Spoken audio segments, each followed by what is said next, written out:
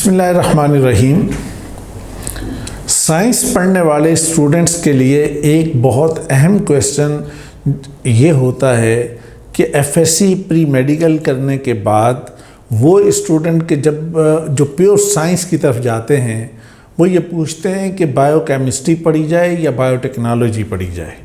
Bio chemistry بہتر ہے یا بائیو ٹیکنالوجی بہتر ہے۔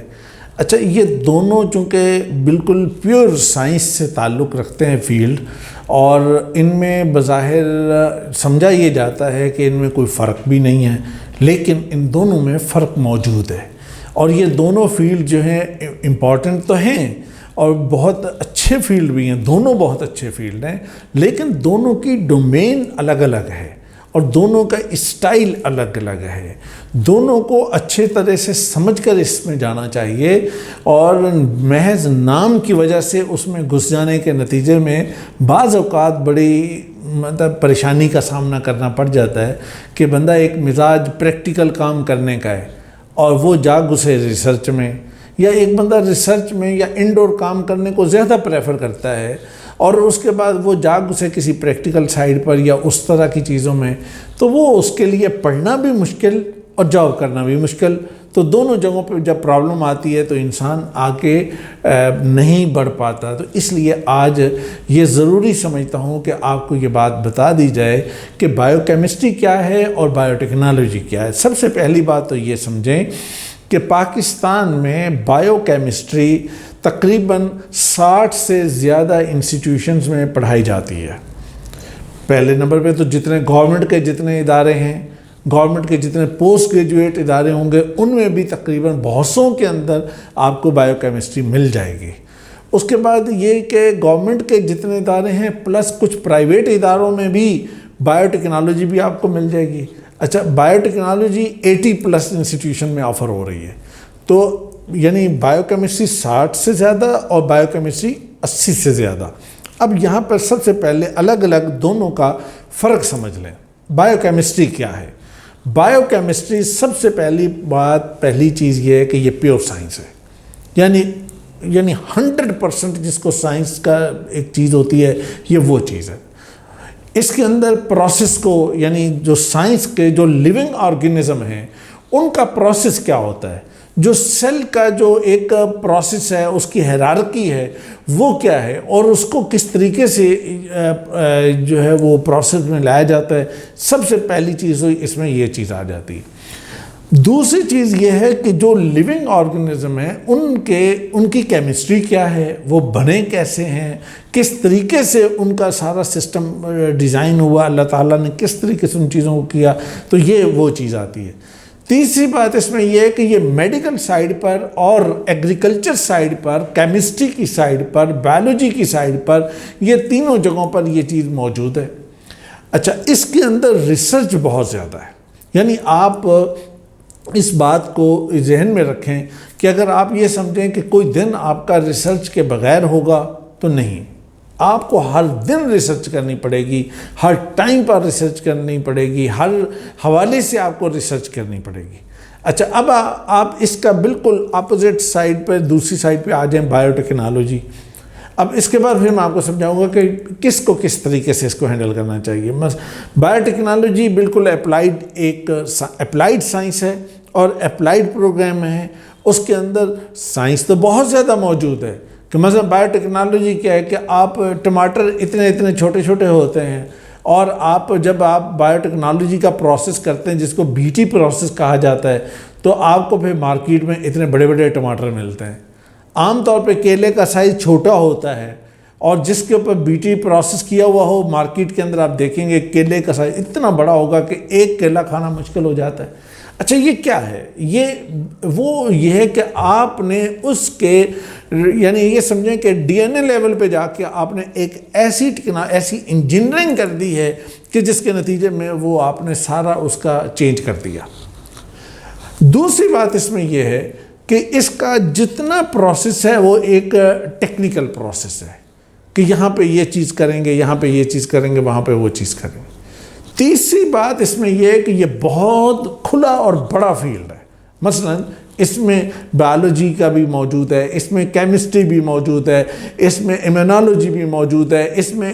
ویرالوجی بھی موجود ہے، اس میں ایگرونومی بھی موجود ہے، اس میں پتہ نہیں پھر کتنی چیزیں اس کے اندر اس کا دخل ہوتا ہے، ایون کمپیوٹر سائنس کا بھی اس میں دخل آ جاتا ہے، اور ان ساری چیزوں کو مل کے اور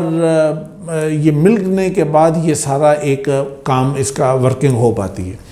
اچھا، جو لوگ اس کے اندر پڑھتے ہیں تو پڑھنے کے بعد وہ پریکٹیکلی وہ کیا چیز ڈیولپ ہوتی ہے ان کے اندر، مثلا جو بندہ بھی بایو کیمسٹری پڑھے گا وہ اس کا ایک مزاج ریسرچ کا بن جائے گا، اس کا مزاج سرویز کا بن جائے گا، اس کا مزاج بیٹھ کے چیزوں کو ڈیپلی لیب کے اندر سب چیزوں وہ کرنے کا جو یہ پڑھے گا، بایو ٹیکنالوجی پڑھے گا، لا محالہ اس کو وین اور بنے گا، وہ پریکٹیکل لائف کی سائڈ پر سوچے گا کہ اچھا میں پبلک کی آج ضرورت اتنی ہے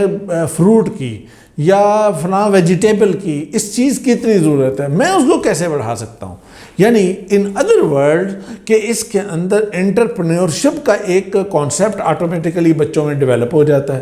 اچھا، بچہ جب اتنے اس انداز سے چیزوں کو پڑھ رہا ہوتا ہے تو اس میں پھر یہ ہوتا ہے کہ اچھا جاب کی بجائے اپنا کام شروع کیا جائے، یہ ایک سوچ اندر ڈیولپ ہوتی ہے۔ اچھا، یہ اپنی جگہ ایک بہت اچھی سوچ ہے اور یہ ایک بڑی قابل تعریف سوچ ہے۔ یہ تو ہے ان دونوں کا ٹیکنیکل فرق۔ اب اس کے بعد اگر ہم دوسری سائڈ پر آتے ہیں کہ ان کی جو جاب مارکیٹ ہے اس کے بارے میں اگر ہم دیکھیں تو وہ کیا فرق آتا ہے۔ مثلا بایو کیمسٹری جو ہے وہ سب سے پہلے میڈیکل لیبز جو ہیں ان کے اندر ان کا کام ہوتا ہے۔ نمبر 2، ان کا ریسرچ جتنی لیبز ہیں وہ ایگریکلچر سے ریلیٹڈ ہوں، وہ میڈیکل سائنسز سے ریلیٹڈ ہوں، وہ فارماسیوٹیکل سے ریلیٹڈ ہوں، یا وہ کسی بھی طرح کی وہ لیب ہوں، فورینزک لیب ہوں، تو وہ وہاں پہ ان کا سارا کام آئے گا۔ اسی طرح یہ کہ یہ جو انوائرمنٹل کیمسٹری ہے، انالیٹیکل کیمسٹری ہے، تو ان کے اندر ان کی لیبز کے اندر اور وہاں پہ ان کا بہت زیادہ کام ہوگا، وہاں پہ یہ چیزیں کریں گے۔ اب اگر بایو ٹیکنالوجی کو اگر ہم دیکھتے ہیں تو اس کے اندر آپ مثلا یہ جتنی فوڈ کمپنیز ہیں ان کے اندر اس کی بہت اچھی کھپت ہے، بہت اچھا کام ہے۔ اسی طرح اگر آپ دیکھیں تو ان کی یہ جو بیوریج وغیرہ کی جتنی کمپنیز ہیں ان کے اندر بہت کھپت ہے، میڈیکل کے اندر بہت کھپت ہے۔ اسی طرح اگر آپ کو ڈائگنوسٹک جو لیبز ہوتی ہیں، یہ جو بلڈ ٹیسٹ اور فلانا اس طرح کی جتنی، تو ان کے بیک پہ جو ریسرچ کے لیے کام ہوتا ہے تو ان کے اندر ان کی کھپت ہوتی ہے۔ جو ریسرچ لیبز ہوتی ہیں ان میں بھی ہوتا ہے، ایگریکلچر کی لیبز میں ان کا کام بہت ہوتا ہے۔ اور ایز اے انٹرپرینور، یعنی آپ خود اگر آپ کے پاس فرض کیا کہ 1 ایکڑ زمین ہے اور اس 1 ایکڑ زمین کو اپنے انوائرمنٹ کے مطابق اگر ٹھیک طریقے سے اگر وہاں پر ایک کو اچھی جو ویجیٹیبل ہیں یا کچھ اور چیزیں ہیں ان کا اگر آپ وہاں پہ کاشت کریں اور اس کو اپنی بایو ٹیکنالوجی کو وہاں پہ آپ اپلائی کریں تو آپ اسی 1 ایکڑ سے بہت ساری جاب سے زیادہ کمائی حاصل کر سکتے ہیں اور بہت سا آگے بڑھ سکتے ہیں۔ اب یہاں پر آخری ایک سوال یہ بچتا ہے کہ